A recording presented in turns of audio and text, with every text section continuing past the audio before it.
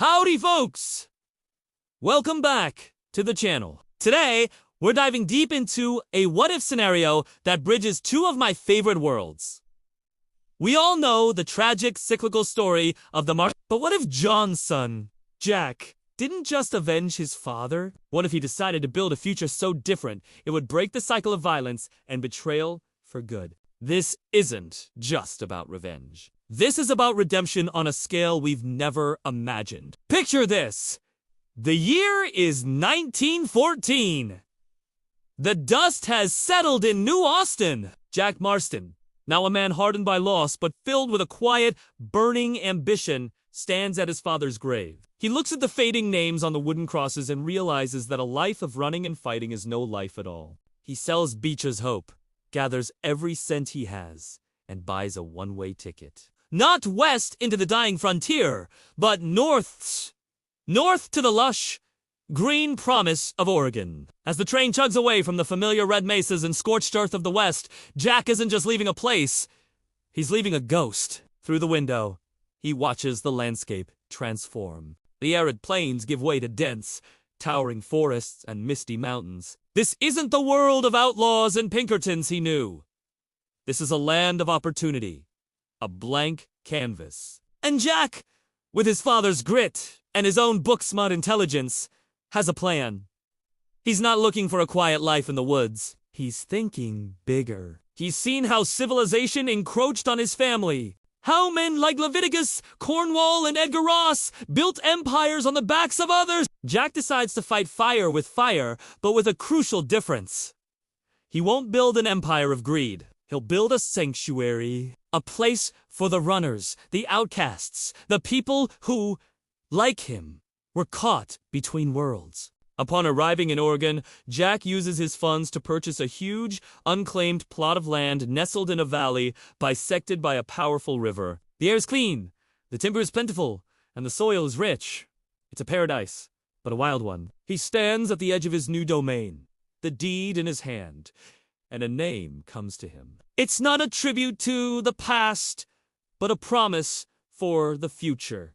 He'll call it Runner's Redemption. The first few months are brutal. Jack, using the survival skills his father taught him, lives off the land. He fells trees, clears ground, and drafts meticulous plans, not just for a camp, but for a city. He's not just building a town, he's engineering a society. He designs a layout that promotes community, with a central commons, logically placed workshops, and homes designed for families, not just transient workers. Word begins to spread, carried by travelers and printed in small newspapers. A new town in Oregon, built for the forgotten. Soon, the first few people arrive.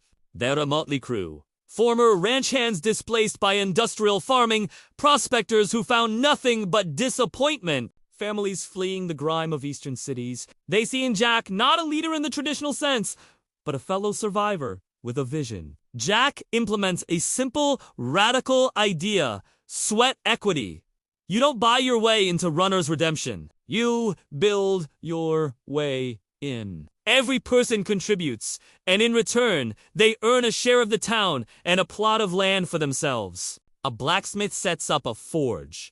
A carpenter leads a crew to build the first general store. And the women, many of whom are more resilient than any man, organize farming, medicine, and schooling.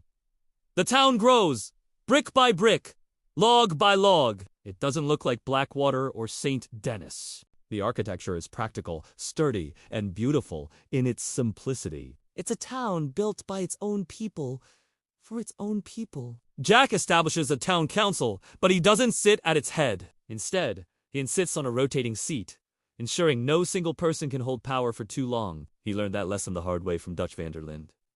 Years pass. Runner's Redemption thrives. It grows to 5, then 10, then 20,000 people. It becomes a hub of innovation, with its own sawmill, cannery, and hydro-powered electricity from the river. The town is almost entirely... It trades its high-quality timber and produce with the outside world, but on its own terms. The wealth generated flows back into the community, funding a modern hospital, a library filled with more books than Jack could have ever dreamed of, and a school that teaches critical thinking, not just rote memorization. One crisp autumn evening, an elderly Jack Marsden sits on the porch of his modest home. Overlooking the twinkling lights of the city he willed into existence. He's no longer the bitter, vengeful boy who gunned down a man on a riverbank. He's a patriarch, a founder, a legend. He watches children playing in the streets, their laughter echoing in the valley. They are safe. They are free. They have a future. He finally understood what his father was fighting for. It wasn't just about a piece of land or a house. It was about this, a place to belong. A place where you weren't defined by your past. In building a town for 20,000 souls, Jack Marsden finally found his own redemption. He didn't just escape the cycle, he built a whole new world. What a story, right? A true ultimate ending for one of gaming's greatest characters. What do y'all think of this vision for Jack's future? Let me know down in the comments. And if you enjoyed this journey into what could have been, make sure to hit that like button, subscribe, and ring the bell so you don't miss our next deep dive. Thanks for watching, and I'll see you in the next one.